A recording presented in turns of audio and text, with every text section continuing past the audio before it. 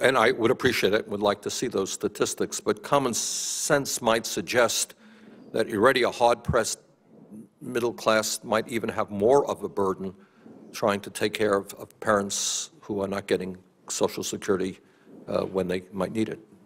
Would common sense suggest that? Absolutely. Okay. Well, thank you all very much. This has been very enlightening. And this is, as I said, this is a first of our hearing. I mean, we're going to have a whole series of hearings because I think the retirement system in America is putting a lot of people at risk. There is, as I hear here, there is a crisis out there in our retirement system, and people have to know this, and we have to take some action to shore it up.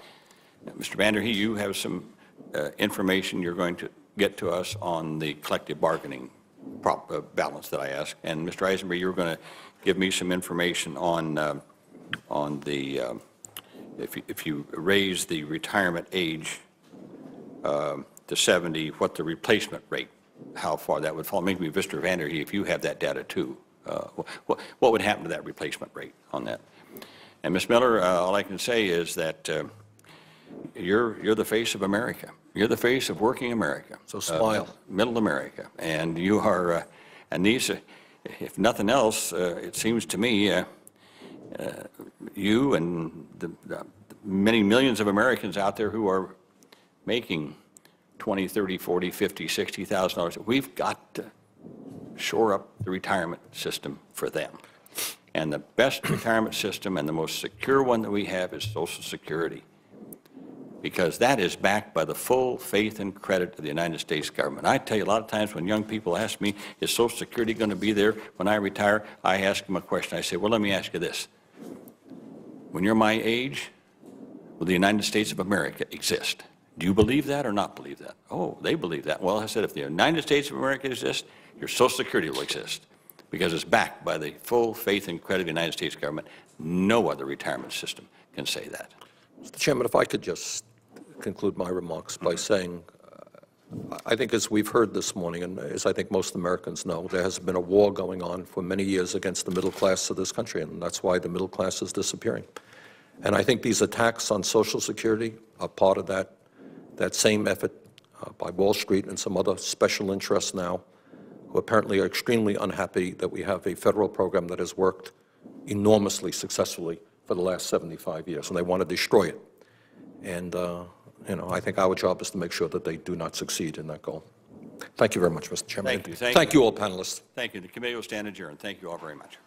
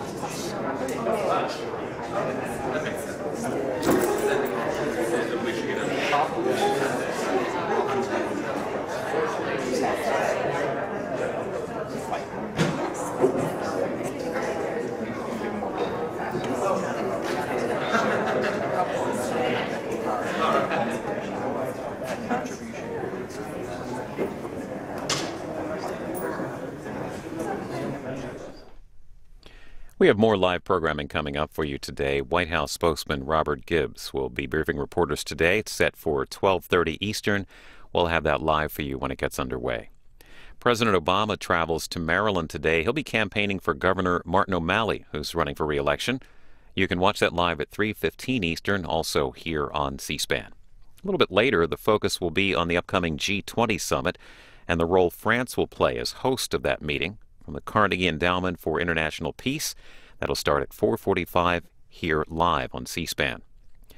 The 2010 midterm elections are less than a month away, and in the race for Senate in Nevada, Nevada voters have a third option. A CNN Time poll saying today that 1 in 10 Nevada voters are planning to vote none of the above in the deadlock battle between Senate Majority Leader Harry Reid and Republican challenger Sharon Angle. You can see more about that story on CNN's website. And of course, you can follow all the races during this political season on our website, cspan.org/politics. 17%, according to Sheriff Larry Deaver of Cochise County, of those who cross our border have committed crimes previously in this country. We need to secure our border. We need federal immigration reform, and that needs to be led by our next United States Senator. Now through Election Day, we're covering more than 100 debates from around the country. And if you miss one, you can find it online at the C-SPAN Video Library. Search it, watch it, share it. All free. It's Washington, your way. And a look now at the 9th anniversary of the war in Afghanistan from today's Washington Journal.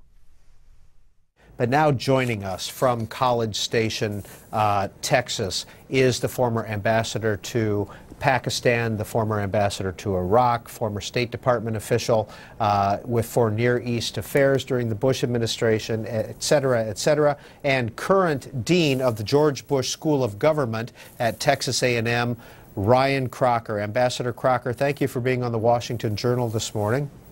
Thanks for having me. And I want to start with the Wall Street Journal, sir. I'm sure you've seen this or heard about this. Pakistan urges on Taliban is the front page story. Members of Pakistan's spy agency are pressing Taliban field commanders to fight the U.S. and its allies in Afghanistan. Some U.S. officials and Afghan militants say a development that undercuts a key element of the Pentagon strategy for ending the war. Could we get your response to that? You know, I've seen those kinds of allegations and assertions during the years I was in Pakistan from 2004 to 2007. The picture is frankly a clouded one. The Pakistani military security forces have lost hundreds, I think